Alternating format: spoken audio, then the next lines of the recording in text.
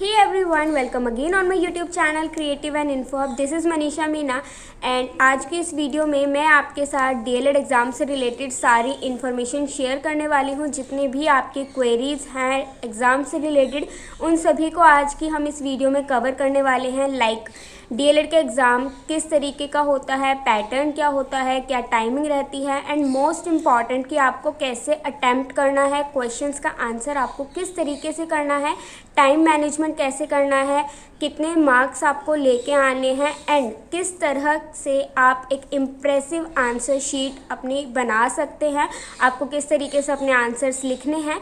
इन सारी चीज़ों के ऊपर आज मैं डिस्कस करने वाली हूँ अपनी इस वीडियो में। सो गाइस, वीडियो आप लोगों के लिए बहुत ही ज़्यादा हेल्पफुल होने वाली है। So if you like this video do like ज़रूर कर देना एंड कमेंट करके अपने फीडबैक ज़रूर देना। एंड चैनल अगर आपके लिए हेल्पफुल है तो do subscribe my channel, it's free to subscribe. So guys, last year corona की वजह से हमारे ऑनलाइन एग्ज़ाम्स हुए थे, गूगल फॉर्म के थ्रू हमने एग्ज़ाम्स दिए थे। बट इस साल जो कोविड के केसेस हैं दिल्ली में वो इतने ज़्यादा नहीं हैं। सो चांसेस हैं कि हमारे ऑफलाइन एग्ज़ाम्स हो सकते हैं। हमारे भी टीचर्स ने हमें यही इन्फॉर्मेशन दी है कि हमारे ऑनलाइन एग्ज़ाम्स नहीं होंगे, ऑफलाइन एग्ज़ाम्स होंगे। सो हमें ऑफलाइन एग्ज़ाम्स के लिए प्रिपेयर करना है। सो अपनी जो प्रिपरेशन है वो ऑनलाइन एग्ज़ाम का सोच के अच्छे से प्रिपेयर करें। आपको अच्छे से आंसर करना है और अच्छे मार्क्स लेके आने हैं, क्योंकि जो आपके डीएलएड के मार्क्स होते हैं वो बहुत ही ज़्यादा इंपॉर्टेंट होते हैं फ्यूचर में भी। So be prepare for offline exams. अगर ऑनलाइन एग्ज़ाम्स होंगे तो फिर वो आपको मैं इन्फॉर्मेशन प्रोवाइड करा दूंगी, बट फिलहाल आप यही सोचिए कि आपके ऑफलाइन एग्ज़ाम्स और उसी को ध्यान में रख के आप अपनी प्रिपरेशंस कीजिए। देन गाइज, सेकेंड क्वेश्चन जो हमारे सामने आता है वो है कि डाइट के एग्ज़ाम्स कब होते हैं। सो गाइज, जो डाइट के फर्स्ट ईयर स्टूडेंट्स हैं उनके एग्ज़ाम सेकेंड ईयर के बाद में होते हैं।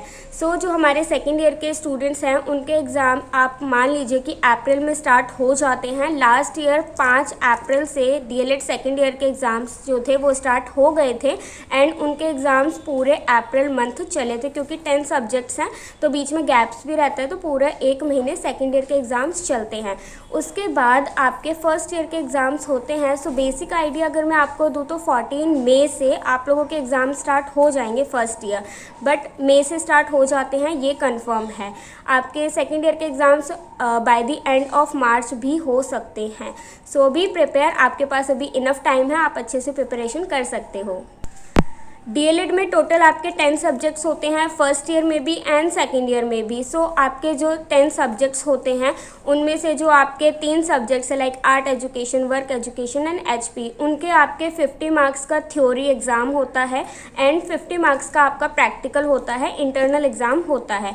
बाकी के जो आपके सब्जेक्ट्स हैं like CDP, SLM, PPE and first year के जो सब्जेक्ट्स हैं EVS, child development and educational technology, उन सब के आपके 75 मार्क्स का रिटर्न एग्ज़ाम होता है, जो आपके फाइनल एग्ज़ाम्स होते हैं। एनुअली एग्ज़ाम्स होता है, साल में एक ही बार होता है एंड पूरा सिलेबस उसमें आपको कवर करना पड़ता है। आपके एग्ज़ाम्स का जो पैटर्न रहेगा वो आपका रिटर्न एग्ज़ाम रहेगा। आपके एग्ज़ाम्स की जो टाइमिंग रहेगी वो मॉर्निंग में 11 बजे से 2 बजे तक आपके एग्ज़ाम्स की टाइमिंग रहती है।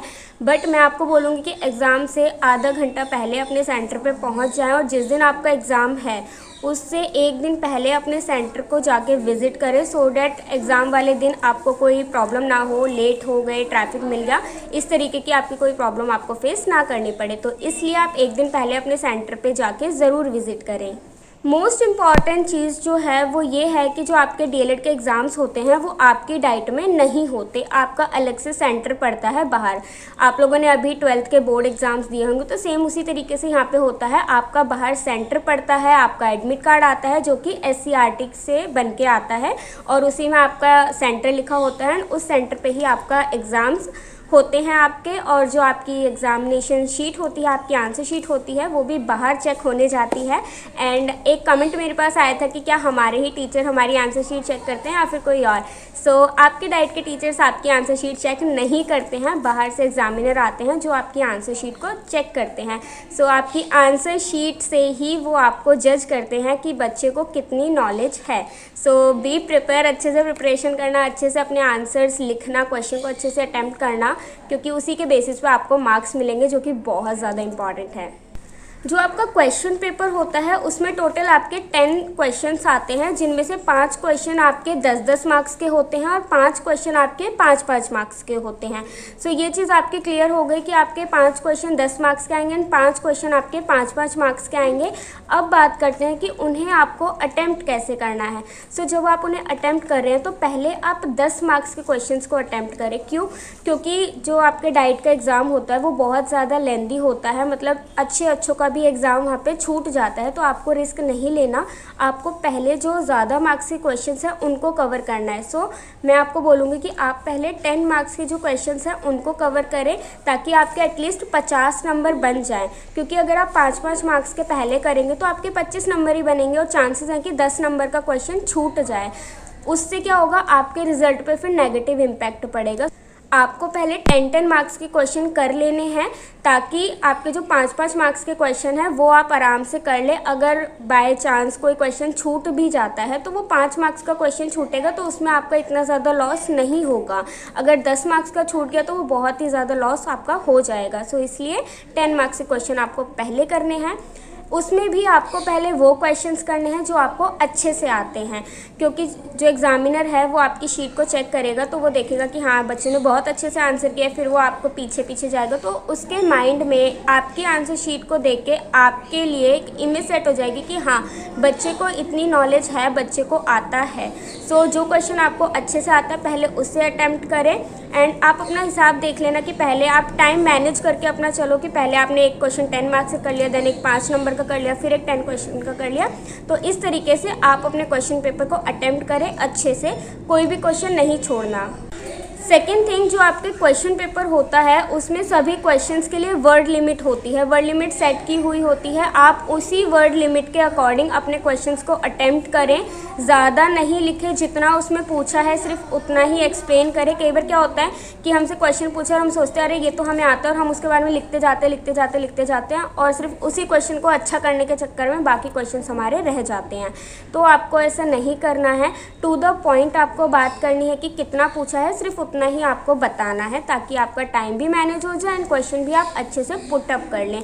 वर्ड लिमिट का आपको यहाँ पे खास ध्यान रखना है। कोई भी क्वेश्चन आपको नहीं मिस करना है, क्योंकि अगर आपने मिस कर दिया तो वो लॉस हो जाएगा। क्वेश्चंस बहुत ही इजी आते हैं, सिंपल होते हैं। आपको जो आपका आंसर है ना वो आपको पॉइंट्स में लिखना है, आपको पैराग्राफ में नहीं लिखना, क्योंकि पैराग्राफ इज़ लाइक राम कहानी जिसे कोई नहीं पढ़ता। तो अगर आप पॉइंट्स में लिखेंगे तो एग्जामिनर को पता चलेगा कि हाँ बच्चे ने ये पॉइंट भी लिखा है, ये बात भी लिखी है, ये चीज़ भी अपने आंसर में इंक्लूड की है।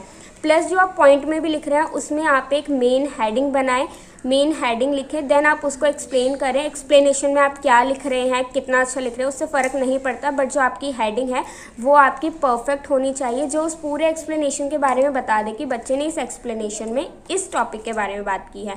एंड आप एग्ज़ाम में सिर्फ ब्लैक और ब्लू पेन का ही यूज़ करें, वो भी बॉल पेन, जेल पेन का यूज़ ना करें। तो जो बच्चे जेल पेन का यूज़ करते हैं वो बॉल पेन से लिखने की आदत डाल लें। जो आप पॉइंट्स लिख रहे हैं उन पॉइंट्स को आप हाईलाइट करने के लिए ब्लैक पेन से उन्हें अंडरलाइन कर सकते हैं। आप किसी तरीके का यहाँ पे हाईलाइटर मार्कर यूज़ नहीं कर सकते। सो जब आप जा रहे हैं तो आपको ब्लू पेन लेके जाना है एंड आपको एक ब्लैक पेन लेके जाना है, बॉल पेन। इसके अलावा आप एक पेंसिल इरेजर, वो मैं आपको वीडियो में आगे बताऊँगी कि आपको एग्जामिनेशन हॉल में क्या क्या चीज़ें लेके जानी हैं।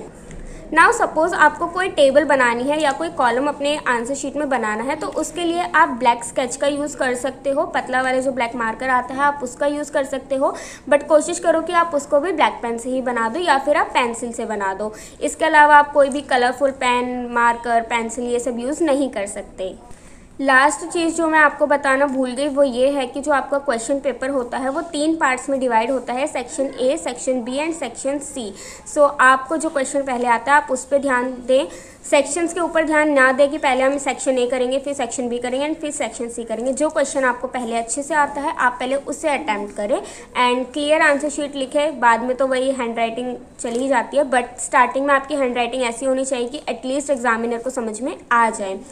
टाइम टेकिंग होता है एग्ज़ाम, बट अगर आप ठीक से पॉइंट टू पॉइंट जितना पूछा है उतना लिखेंगे तो आप पूरा एग्ज़ाम अच्छे से कंप्लीट कर सकते हैं। So guys, all the best for your exams. अच्छे से प्रिपरेशन कीजिए। इससे नेक्स्ट वीडियो में जो कि बहुत इंपॉर्टेंट होने वाली है, उसमें मैं आपके साथ इंपॉर्टेंट टिप्स शेयर करूँगी रिगार्डिंग एग्ज़ाम्स, सो उसको देखना बिल्कुल भी मत भूलना। मिलते हैं नेक्स्ट वीडियो में। यस गाइज़, चैनल को सब्सक्राइब ज़रूर कर लेना। Bye guys, see you.